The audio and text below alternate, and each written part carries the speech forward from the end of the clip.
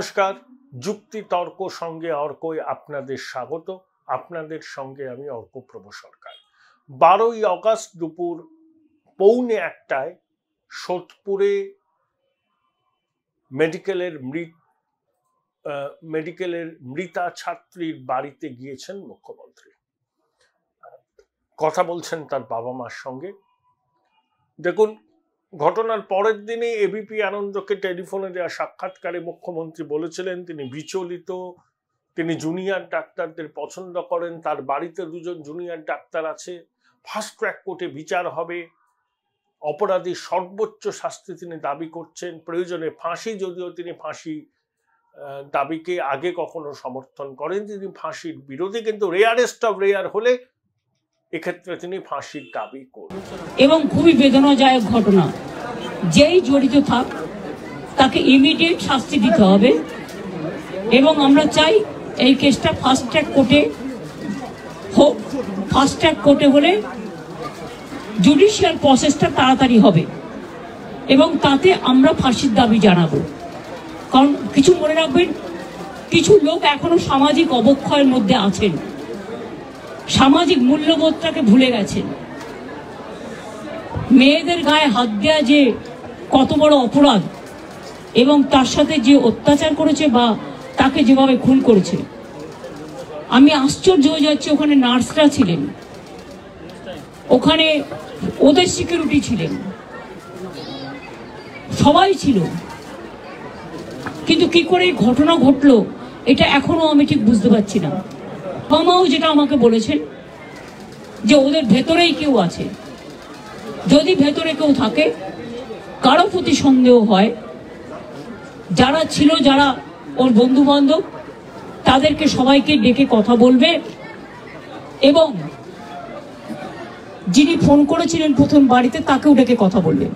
Police যত তাড়াতাড়ি সম্ভব দোষীদের গ্রেপ্তার করবে। আর রবিবার পর্যন্ত যদি তারা কুল কিনারা করতে না পারেন, কারণ ভেতরেও তো অনেকে আছে, তাহলে এই কেসটা আমরা আমাদের হাতে রাখবো না, আমরা সিবিআইকে দিয়ে দেবো। তারপরে কলকাতা পুলিশের সিভিক ভলেন্টিয়ার সঞ্জয় ধরা পড়ল। জানা গেল সঞ্জয় প্রভাবশালী, পুলিশ ওয়েলফেয়ারের সঙ্গে যুক্ত। এই ওয়েলফেয়ার বোর্ডের মাথা কে আপনারা জানেন, যিনি একটা থানায় দীর্ঘদিন কাটিয়েছেন। সে পুলিশের ব্যারাকে থাকতো, 4th ব্যাটালিয়নে। পুলিশ তাকে মোটর বাইক দিয়েছিল, সেই মোটর বাইকের তেল খরচা কে দিত কেউ জানে না। সে নিজেকে পুলিশ বলে দাবি করত এবং তার নানা রকম অত্যাচারের কাহিনী এখন ছড়িয়ে পড়ছে। তা সঞ্জয়কে গ্রেপ্তার করা হয়েছে, কিন্তু প্রশ্ন হচ্ছে যে সঞ্জয় একাকী এই কাণ্ডগুলো করেছিল।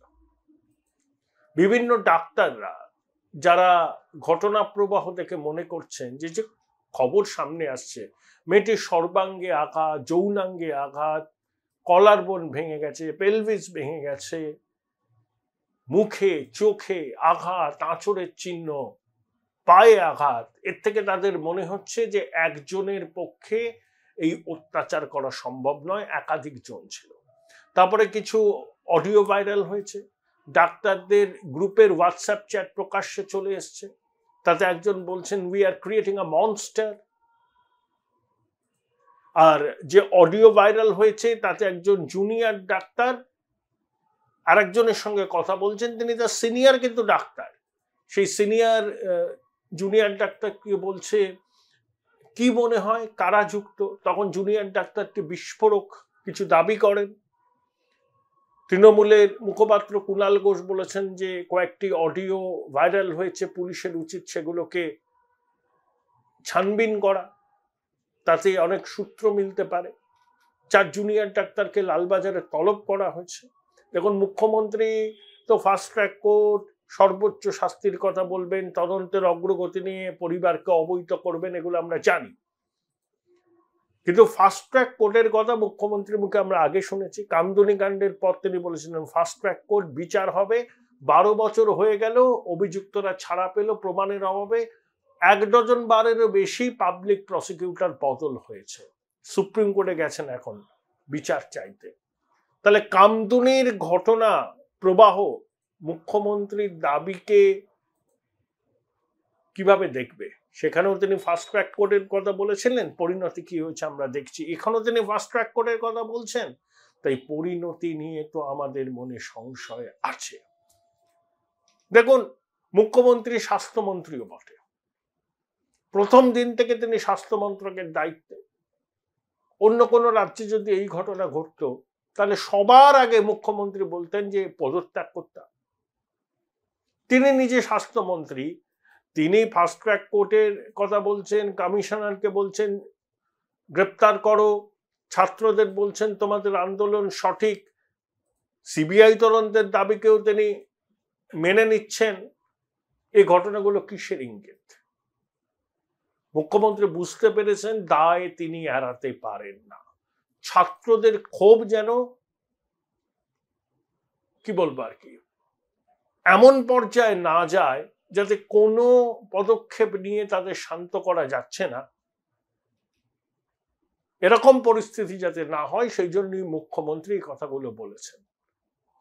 বাংলাদেশের ঘটনা প্রবাহ তো একটা জিনিস প্রমাণ করেছে যে ছাত্ররা যদি সমাজ বদলের স্বপ্ন দেখে সেই স্বপ্ন তারা পূরণ করতে পারে। পৃথিবীর কোনো শক্তি তাদেরকে তখন রুখতে পারে না। এখন বাংলাদেশে এরপরে মৌলবাদী, জামাত, বিএনপি নানা রকম ভেস্টেড ইন্টারেস্ট সক্রিয় হয়েছে, কিন্তু প্রথম থেকেই এই আন্দোলনটা করেছে কিন্তু ছাত্ররা। বৈষম্য বিরোধী আন্দোলন, কোটা বৈষম্য বিরোধী। তাই ছাত্র আন্দোলন তার তীব্রতা কত হতে পারে বাংলাদেশের ঘটনা প্রবাহ সেটা চোখে আঙুল দিয়ে দেখিয়েছে। এইসব থেকে বোধহয় মুখ্যমন্ত্রী শিক্ষা নিয়েছেন, তাই দৌড়ে গেছেন সোদপুরে। অবশ্যই সব জায়গায় তিনি যান, সমবেদনার কথা বলেন, বলেন সরকার পাশে আছে, ক্ষতিপূরণের কথা বলেন, তদন্তের আশ্বাস দেন, চাকরির আশ্বাস দেন। সেটা আনিস খানের ওখানে তিনি যাননি, তার এমিসারি পাঠিয়েছিলেন। সে কামদুনি থেকে শুরু করে এই ঘটনা সব জায়গাতেই আমরা দেখছি। তবে ভাগ্যি ভালো এবার তিনি আর ছোট্ট ঘটনা বলেননি, বিরোধীদের চক্রান্ত বলেননি, এটাই বাঁচোয়া। সিবিআই তদন্তের বিরোধিতা করেননি। আমরা কি দেখেছি, রাজ্যে কলকাতা হাইকোর্ট যখন রাজ্যের কোনো দুর্নীতি মামলায় সিবিআই তদন্তের নির্দেশ দেয়, চলে যায় রাজ্য সরকার সুপ্রিম কোর্টে নামি দামি আইনজীবীকে নিয়োগ করে। এবারই ব্যতিক্রম দেখলাম যে সিবিআই তদন্তের দাবি করলেন বিরোধী দলনেতা, মুখ্যমন্ত্রী বললেন আমাদের কিছু তো লুকোবো নেই। হ্যাঁ, লুকাবার তো অনেক কিছুই আছে। এই সরকারি স্বাস্থ্য ব্যবস্থার মাথাদের মুখগুলো লুকোনোর তো আছেই। কি হাল তারা করেছেন সরকারি স্বাস্থ্য ব্যবস্থা। সর্বত্র শোনা যায় টাকা নেই, কিন্তু খেলা মেলা, ওই খেলা দিবসে ক্লাবকে টাকা দেওয়া যায়, এমনি ক্লাবগুলোকে আগে 3 লাখ টাকা করে দেওয়া হতো, সেগুলো দেওয়া যায়। কিন্তু হসপিটালে সিসিটিভি বসানোর টাকা থাকে না। মেয়েদের আলাদা রেস্টরুম নির্মাণ করার জন্য অর্থ বরাদ্দ বোধহয় হয় না। ভাবতে পারেন আরজি করের মতো কলকাতা শহরের বুকের একটা হসপিটালে সেখানে মেয়েদের জন্য আলাদা কোনো বিশ্রাম কক্ষ নেই, নেই কোনো পৃথক শৌচাগার। ভাবতে পারেন খাস কলকাতা শহরের বুকে আরজি কর হসপিটালে যদি এই অবস্থা হয়, জেলা সদর হসপিটালগুলো, মহকুমা হসপিটালগুলোর কি অবস্থা হতে পারে? সেখানেও তো মহিলা চিকিৎসকরা কাজ করেন, তাদের নিরাপত্তার ব্যবস্থা কি এতদিন উচ্চই রয়ে গেল? এই মেয়েটি জীবন দিয়ে আমাদের এমন সব মৌলিক প্রশ্নের সামনে দাঁড় করিয়ে দিয়েছে, আমাদের লজ্জায় মুখ ঢাকা ছাড়া আর উপায় নেই। এত বড় ঘটনা ঘটলো, এখন বলা হচ্ছে যে সিসিটিভি ক্যামেরা বসাতে হবে, আলাদা বিশ্রাম কক্ষ করতে হবে মহিলাদের জন্য, শৌচাগার করতে হবে। এগুলো তো রুডিমেন্টারি ব্যাপার, এগুলো এতদিন ছিল না কেন? আমি বিশ্বাস করি না ওখানকার ছাত্রীরা এই বিষয় নিয়ে সরব হননি। তারা তো সমস্যার মুখে প্রতিনিয়ত পড়েছিলেন, তারা বলেও ছিলেন কাকস্য পরিবেদনা, তখন কেউ তাদের কথা শোনেনি। বেশি প্রশ্ন করলে এসব কথা শোনা যায়, ভয় দেখানো হতো, পরীক্ষায় নম্বর কম পাইয়ে দেওয়ার ভয়। মধ্যবিত্ত নিম্নবিত্ত পরিবারের ছেলেমেয়েরা মেধার ভিত্তিতে এখানে চান্স পায় সরকারি মেডিকেল কলেজগুলোতে। তারা ভয়ে কাঁটা হয়ে থাকে। তার পরিবারের লোকজনও বলে মানিয়ে গুছিয়ে নে, কি করবি, এদের সঙ্গে পা লাগালে ক্ষতিই হবে, এই পা লাগালে ক্ষতিই হবে। এই যে কম্প্রোমাইজ করতে বাধ্য হচ্ছে ছেলে মেয়েগুলো, এর সুযোগ নেয় এই দুর্নীতিবাজরা, শোষণ করে, জানেন, শোষণ করে। কি উজ্জ্বল সব ছেলে মেয়েগুলো, চোখে মুখে দীপ্তি দেখেছেন। এরা ভবিষ্যতে আমাদের চিকিৎসা ব্যবস্থার ভার নেবে। ছাত্রাবস্থায় তাদের সঙ্গে যে ব্যবহার করা হচ্ছে, এটা কহতব্য নয়, ক্ষমার অযোগ্য। এটা মেয়ে জীবন দিয়ে বেআব্রু করে দিল আমাদেরকে। Join Indian Institute of Hotel Management now. Right choice, right decision. এখনো ওই অধ্যক্ষ যে পদত্যাগ করেছে, সে বলছে আমি ভিকটিম অফ দ্য সার্কামস্টান্সেস। সে নাকি কি এই ঘুষ খাওয়া বন্ধ করতে চেয়েছিল, অরাজকতা বন্ধ করতে চেয়েছিল, সে আবার দায় ঢেলেছে এক শ্রেণীর ডাক্তারদের উপর। গুগুর বাসা। আবার আন্দোলনরত ছাত্রছাত্রীদের সম্মিলিত দাবি ছিল অধ্যক্ষকে পদত্যাগ করতে হবে। অধ্যক্ষ এত বড় প্রভাবশালী যে স্বাস্থ্য মন্ত্রক থেকে তার বদলির নির্দেশ বেরোনোর পর আবার সেই বদলির নির্দেশ রাতারাতি বাতিল হয়ে যায়। এক অধ্যক্ষ, এই সন্দীপ বাবু, আগেবার যখন তার বদলির অর্ডার এলো, নতুন অধ্যক্ষের নাম ঘোষণা হলো, তিনি এসে ঘরে ঢুকতে পারলেন না, দেখলেন ঘরের তালা চাবি বন্ধ। অর্থাৎ অধ্যক্ষ এই সন্দীপ ঘোষ তালা চাবি বন্ধ করে চলে গিয়েছে। 24 ঘন্টার মধ্যে আবার তালা চাবি খুলে নিজে বসে পড়লেন। যাকে স্বাস্থ্য ভবন অধ্যক্ষ হিসাবে দায়িত্ব নিতে পাঠিয়েছিল, তিনি আরজি করে ঢুকতেই পারলেন না। তাহলে কত বড় প্রভাবশালী বুঝতে পারছেন? ওখানকার ছাত্র ছাত্রীদের নিরাপত্তা নেই, সিসিটিভি নেই, কিন্তু অধ্যক্ষ বাউন্সার নিয়ে ঘুরে। আরে বাউন্সার নিয়ে তো ফিল্ম স্টাররা যায়। সরকারি মেডিকেল কলেজের অধ্যক্ষ, ছাত্রছাত্রীরা তার কাছে সন্তান সম। হসপিটাল মেডিকেল কলেজের ক্যাম্পাসে থেকে বাউন্সার নিয়ে ঘুরে বেড়াতে হয়। ভাবুন কত জনপ্রিয় ছাত্র দরদি ছিলেন এই অধ্যক্ষ। লজ্জা লাগে না আমাদের? লজ্জা লাগে আমাদের। তবে প্রভাবশালীদের লাজ লজ্জা নেই। প্রভাবশালীরা এইরকম লোকজনকেই চায়, যাদেরকে সামনে রেখে ছড়ি গড়াতে পারবে। আর এই ভদ্রলোকের বিরুদ্ধে তো বহু দুর্নীতির অভিযোগ আছে। তা দুর্নীতি করতে গেলেও তো খুঁটিটা কোনো এক জায়গায় বাধা থাকতে হয়, যাতে তদন্ত হলে তদন্ত প্রক্রিয়া থেকে এড়িয়ে থাকা যায়, যাতে কেউ তার টিকে ছুঁতে না পারে। এই সরকারের প্রথম থেকেই স্বাস্থ্যমন্ত্রী, মাননীয় মুখ্যমন্ত্রী, তিনি কি জানতেন না এইসব কাণ্ড হচ্ছে বিভিন্ন সরকারি কলেজ ও হসপিটালে? যদি তিনি না জেনে থাকেন, সেটা তার ব্যর্থতা।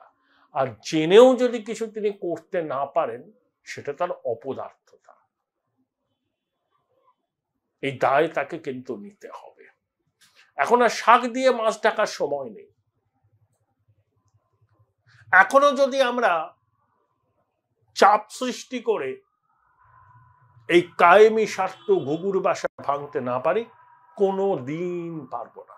একটা ঘটনা হলো, কিছুদিন হইচই হবে, তারপর আবার অন্য ঘটনা আসবে, সংবাদ মাধ্যমের নজর সরে যাবে, আবার যে কে সেই। এই ধরনের লোকেরা এইরকমই চায়, জানেন তো।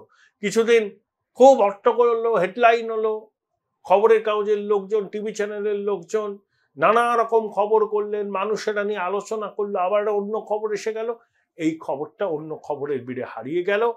তখন আবার শীত ঘুম থেকে এই সব লোকগুলো আবার জেগে উঠে আবার নিজের কাজগুলো করতে শুরু করে। কিছু কসমেটিক চেঞ্জ হয়, খোল নলচে বদল হয় না। আরজি করের ক্ষেত্রে এটাই হয়েছে। আরজি কর কলকাতা শহরে 200 কিলোমিটার দূরে কোনো মহকুমা শহরের হসপিটাল নয়, খাস কলকাতার একটা নামকরা হসপিটাল। কত মানুষ আরজি করের বহির্বিভাগ এমার্জেন্সিতে চিকিৎসা করাতে যায় ভাবুন তো। শুধু আরজি কর নয়, কলকাতার প্রত্যেকটা সরকারি মেডিকেল কলেজ ও হসপিটালে রাত্রিবেলার ছবিটা যে কেউ দেখতে পারেন, যে কেউ দেখতে পারেন। কারা সেখানে ঘোরাফেরা করে, কিসের আসর বসে, সবাই সবকিছু জানে, কিন্তু কোনো পদক্ষেপ নিতে পারে না। কারণ পদক্ষেপ নিলে পরেই যিনি পদক্ষেপ নিচ্ছেন তাকে চিহ্নিত করে তার বিরুদ্ধে ব্যবস্থা নেওয়া হয়। এই ট্রেন্ড সমানে চলে আসছে। তবে আমার মনে হয় যে চাপ ছাত্রছাত্রীরা দিচ্ছে, নাগরিক সমাজ দিচ্ছে, সংবাদ মাধ্যম দিচ্ছে, পুলিশ হয়তো নজর ঘোরাতে আর পারবে না। কারণ একজন সাধারণ মানুষ হিসাবে কি আপনাদের মনে হচ্ছে না মেয়েটিকে যেভাবে অত্যাচার করা হয়েছে সেটা একজনের পক্ষে করা সম্ভব নয়? মেয়েটিকে অনুসরণ করা হয়েছে আগে থেকে। সে যে সেমিনার হলে বিশ্রাম নিতে যায় রাত দুপুরে ডিউটি শেষে, সেটা সঞ্জয় জানতো। নইলে হঠাৎ করে সে 4 তলায় চলে যাবে কেন সেমিনার হলে? এখানেই তো প্রশ্ন। আর 45 মিনিট ধরে ঘটনা ঘটেছিল, তখন মেয়েটি চিৎকার পর্যন্ত করে উঠতে পারেনি। একজনের পক্ষে আক্রমণকারী একজন হলে মেয়েটি হয়তো চিৎকার করতে পারতো, সাহায্য চাইতে পারতো, কিন্তু আক্রমণকারীর সংখ্যা যদি বেশি থাকে তাহলে মেয়েটির কোনো প্রতিরোধী কাজে আসেনি। এখানেই প্রশ্ন যে মেয়েটি প্রতিরোধ করতে পারলো না, তার আর্তচিৎকার শোনা গেল না, তার শরীরে বহু আঘাতের চিহ্ন, এটা কি একজনের পক্ষে করা সম্ভব? যে অডিও ক্লিপ ভাইরাল হয়েছে, পুলিশ যদি খতিয়ে দেখে তাহলে হয়তো তদন্তের নতুন সূত্র তারা পেতে পারে। কুণাল বাবু একই দাবি করেছে। ডাক্তারদের হোয়াটসঅ্যাপ চ্যাটেও নানা রকম ইঙ্গিত দেয়া হচ্ছে। একজন বলেছেন তো, we are creating a monster, আমরা মুখ দেখাতে পারবো না 2-1 দিনের মধ্যে। কিসের ইঙ্গিত? আর সব থেকে বড় কথা, ঘটনা ঘটার পরে কে বা কারা মেয়েটির বাবা মাকে ফোন করে বলল চলে আসুন, আপনার মেয়ে আত্মহত্যা করেছে? কি করে বুঝলেন আত্মহত্যা করেছে? তার মানে আত্মহত্যার তত্ত্বটাকে সিলমোহর দেওয়ার উদ্যোগ ছিল। কিন্তু মেয়েটির বাবা মা লড়াই করছেন সত্য জানার জন্য, এবং আরজি কর এবং অন্যান্য মেডিকেল কলেজের ইন্টার্ন, জুনিয়র ডাক্তাররা, প্রাক্তনীরা, চিকিৎসকদের একটা বড় অংশ যেভাবে পথে নেমেছেন, যেভাবে আন্দোলন করছেন, তাতে ধামাচাপাটা দিতে পারেনি। কিন্তু সত্যি কি সঞ্জয় একমাত্র অপরাধী? আরো কেউ নেই তো যাকে বাঁচানোর চেষ্টা করা হচ্ছে এখনো পর্যন্ত? তার কথা কি আমরা জানতে পারবো? সে কি কোনো প্রভাবশালী, নাকি প্রভাবশালীর সঙ্গে তার কোনো সম্পর্ক আছে? কে বা কারা? একা কি সঞ্জয় করেছে এই জঘন্য কাজ, নাকি তার সাকরেদ ছিল, যে সাকরেদদের খুঁজে পাওয়া যাচ্ছে না? এইসব প্রশ্ন ঘুরছে। পুলিশকে কিন্তু বললাম না, সিজারের পত্নীর মতো এক্ষেত্রে সব সন্দেহের উঠতে হবে। এটা কোনো সাধারণ অপরাধের বিচার হচ্ছে না।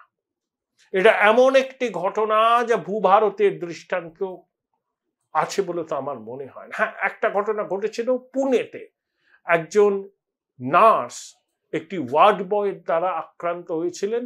43 বছর তিনি কোমায় ছিলেন। তার স্বেচ্ছামৃত্যুর আবেদন পর্যন্ত করা হয়, কিন্তু সেটা শেষ পর্যন্ত সুপ্রিম কোর্টে খারিজ হয়ে যায়। 43 বছর একটি মেয়ে কোমায় ছিল। অত্যাচার। এরকম ঘটনা আরজি করে ঘটনার মতো আর ওই পুনার ঘটনা ছাড়া আর কি কোনো ঘটনা আপনাদের মনে আছে? যখনই ভাবছি শিউরে শিউরে উঠছি। তাই বললাম না, পুলিশ, দেখুন কলকাতা পুলিশের উপর আমার ব্যক্তিগতভাবে বিশ্বাস আছে, আস্থা আছে। তারা যদি চায়, কিনারা করতে তাদের সময় লাগবে না। কিন্তু ওই যদি চায়, পুলিশ চায় ধরুন, কিন্তু পুলিশকে যদি ইনস্ট্রাকশন দেয়া হয় যে ঠিক আছে তোমরা তদন্ত করছো, করো, কিন্তু সবকিছু দেখে শুনে বুঝে করো। এই দেখে শুনে বুঝে করো এই ধরনের কথা যদি বলা হয়, তাহলে পুলিশ বুঝতে পারে ইঙ্গিতটা কি দেয়া হচ্ছে। প্রথম থেকেই একটা বিষয় নিয়ে সন্দেহ দানা বাড়ছে যে মেয়েটির বাবা মাকে কে বা কারা প্রথমে ফোন করে বলল আপনার মেয়ে আত্মহত্যা করেছে। প্রথম থেকেই আত্মহত্যার তত্ত্বটা খাইয়ে দেওয়ার চেষ্টা হচ্ছিল না তো? তাহলে কে বা কারা এই কথাটি মেয়েটিকে বলল, মেয়েটির বাবা মাকে বলল? তাকে আইডেন্টিফাই করা হয়েছে? কিসের প্রেক্ষিতে তিনি বলেছিলেন যে আত্মহত্যা হয়েছে? তখন তো পোস্টমর্টেমও হয়নি। এই প্রশ্নগুলোর উত্তর পেলেই এই রহস্যের জট কাটবে।